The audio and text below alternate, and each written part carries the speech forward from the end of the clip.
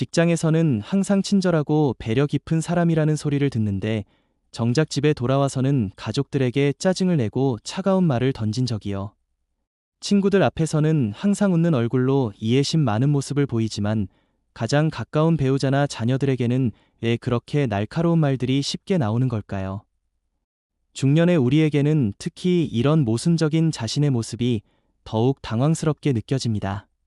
분명히 가장 사랑하는 사람들인데 왜 그들에게 가장 아픈 상처를 주는 말과 행동을 하게 되는 걸까요? 이런 현상은 우리만의 특별한 문제가 아닙니다. 거의 모든 사람들이 경험하는 인간관계의 보편적 딜레마입니다. 하지만 이를 단순히 인간의 본성이라고 치부해버리기에는 우리가 사랑하는 사람들에게 주는 상처가 너무 깊고 그로 인한 관계의 손상이 너무 큽니다. 오늘은 왜 우리가 가장 가까운 사람들에게 가장 큰 상처를 주게 되는지 그 심리적 메커니즘을 이해하고 더 성숙하고 지혜로운 방식으로 사랑을 표현할 수 있는 방법을 함께 탐구해 보겠습니다. 가장 근본적인 이유는 친밀함이 주는 안정감의 역설에 있습니다. 우리는 가까운 사람들 앞에서 진짜 자신을 드러낼 수 있다고 믿습니다. 외부에서는 사회적 가면을 쓰고 예의 바르게 행동해야 하지만 가족이나 가까운 친구들 앞에서는 그런 가면을 벗어도 된다고 생각합니다. 이는 어느 정도 맞는 말이지만 동시에 위험한 함정이기도 합니다. 진짜 자신을 드러낸다는 것이 무례하고 상처 주는 행동의 변명이 되어서는 안 되기 때문입니다. 오히려 가까운 사람일수록 더욱 세심하고 배려 깊게 대해야 한다는 것이 진정한 사랑의 모습일 것입니다. 또 다른 이유는 기대치의 문제입니다. 우리는 가까운 사람들에게 특별한 기대를 갖습니다. 그들이 우리를 완전히 이해해 주기를, 우리의 모든 필요를 알아서 채워주기를, 우리가 원하는 방식으로 반응해 주기를 바랍니다. 하지만 아무리 가까운 사이라고 해도 완전한 이해와 만족은 불가능합니다. 각자는 독립적인 인격체이고 서로 다른 관점과 한계를 가지고 있기 때문입니다.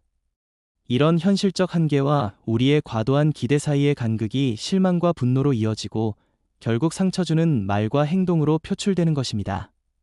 편안함이 주는 방심도 큰 역할을 합니다. 가까운 사람들과는 편안하기 때문에 말과 행동에서 신중함을 잃기 쉽습니다. 타인에게는 절대 하지 않을 무례한 말을 가족에게는 아무렇지도 않게 던지고 친구에게는 보이지 않을 짜증스러운 모습을 배우자에게는 거리낌 없이 보입니다. 편안함 자체는 좋은 것이지만 그것이 상대방에 대한 기본적인 예의와 배려를 잃어버리는 이유가 되어서는 안 됩니다. 오히려 가까운 사이일수록 더욱 정중하고 사려 깊게 대해야 한다는 것이 성숙한 관계의 모습입니다. 소유욕과 통제 욕구도 문제가 됩니다. 가까운 사람들을 자신의 일부처럼 여기게 되면서 그들을 통제하려고 하거나 자신의 뜻대로 행동하지 않을 때 화를 내게 됩니다. 특히 부모와 자녀 관계에서 이런 현상이 두드러지게 나타납니다. 자녀를 독립적인 인격체로 인정하기보다는 자신의 소유물이나 연장선으로 여기면서 그들이 자신의 기대와 다르게 행동할 때 실망하고 상처 주는 말을 하게 됩니다. 하지만 진정한 사랑은 소유가 아니라 존중이며 통제가 아니라 자유를 허용하는 것입니다. 감정적 의존도 상처를 주는 행동의 원인이 됩니다. 가까운 사람들에게 감정적으로 지나치게 의존하게 되면 그들의 반응이나 태도에 따라 자신의 감정이 크게 좌우됩니다. 상대방이 조금만 차가워 보이거나 관심을 덜 보이면 불안해하고 화를 내게 됩니다. 이는 상대방에게 과도한 부담을 주는 동시에 자신도 감정적으로 불안정하게 만듭니다. 건강한 관계를 위해서는 감정적 독립성을 유지하면서도 따뜻한 애정을 나누는 균형이 필요합니다. 스트레스의 배출구 역할도 큰 문제입니다. 외부에서 받은 스트레스와 좌절감을 가장 안전하다고 여겨지는 가까운 사람들에게 풀어내는 경우가 많습니다. 직장에서 상사에게 야단 맞은 화를 집에 와서 가족들에게 터뜨리거나 사회적 관계에서 받은 상처를 가장 가까운 사람에게 전가시키는 것입니다. 하지만 이는 매우 불공정하고 파괴적인 행동입니다. 가까운 사람들은 우리의 감정 쓰레기통이 아니며 우리의 스트레스를 대신 감당해야 할 의무가 없습니다.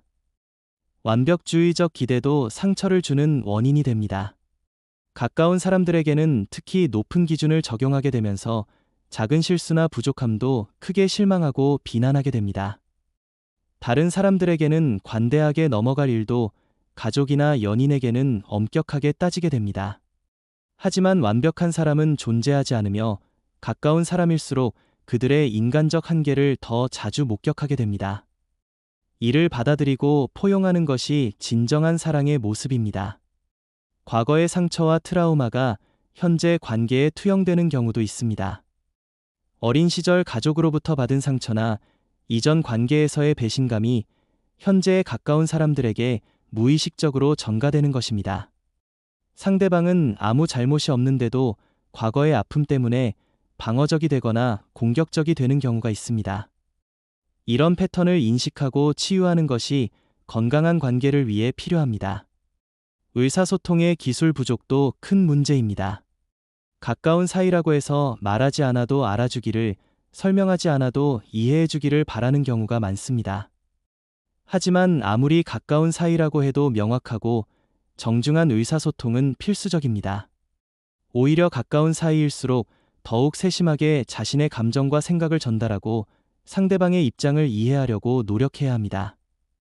이런 문제들을 해결하기 위해서는 먼저 자기 인식을 높이는 것이 중요합니다. 자신이 언제, 어떤 상황에서 가까운 사람들에게 상처 주는 행동을 하는지 객관적으로 관찰하고 인식해야 합니다. 감정이 격해졌을 때는 즉시 반응하지 말고 잠시 시간을 두고 마음을 진정시킨 후에 대응하는 것이 좋습니다. 화가 났을 때는 심호흡을 하거나 잠시 자리를 피해서 감정을 정리한 후에 대화를 하는 것입니다. 경계를 설정하는 것도 필요합니다. 가까운 사이라고 해서 모든 것이 허용되는 것은 아닙니다. 서로에 대한 기본적인 예의와 존중은 유지되어야 합니다.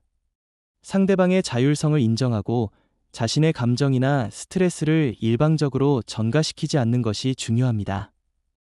또한 자신만의 감정 관리 방법을 개발해서 외부 스트레스가 가까운 사람들에게 영향을 주지 않도록 해야 합니다. 감사와 긍정적 표현을 늘리는 것도 도움이 됩니다. 가까운 사람들의 좋은 점과 고마운 점을 자주 표현하고 비판보다는 격려와 지지를 더 많이 전달하는 것입니다. 작은 일상의 순간들에서도 감사함을 표현하고 상대방의 노력과 배려를 인정해주는 것이 관계를 개선하는 데 큰 도움이 됩니다. 용서와 화해의 중요성도 깨달아야 합니다. 실수는 누구나 하는 것이고 가까운 사람들과의 관계에서도 갈등과 상처는 불가피합니다. 중요한 것은 그런 일이 생겼을 때 진심으로 사과하고 관계를 회복하려고 노력하는 것입니다. 자존심이나 체면 때문에 사과를 미루거나 회피하면 상처는 더 깊어지고 관계는 더 악화됩니다. 중년의 우리에게는 이런 성숙한 관계 맺기가 더욱 중요합니다. 인생의 후반부로 접어들면서 진정으로 소중한 것이 무엇인지 깨닫게 되고 가까운 사람들과의 관계가 얼마나 중요한지 실감하게 됩니다. 이제까지의 잘못된 패턴들을 반성하고 개선해서 더 따뜻하고 건강한 관계를 만들어갈 수 있는 기회입니다. 완벽한 관계는 없지만 더 나은 관계는 언제나 가능합니다.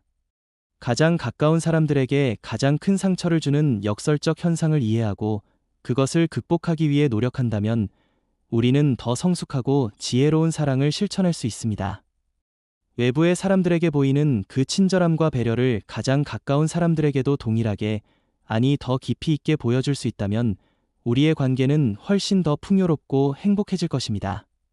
매일 작은 노력들을 통해 가까운 사람들에게 더 많은 사랑과 존중을 표현하고 그들이 우리 곁에 있어주는 것에 감사하는 마음을 잊지 않는다면 인생의 가장 소중한 관계들을 더욱 아름답게 가꿔갈 수 있을 것입니다.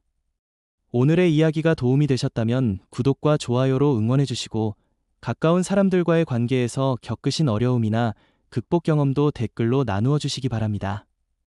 함께 나누는 성찰을 통해 우리 모두 더 성숙하고 따뜻한 관계를 만들어갈 수 있기를 바랍니다.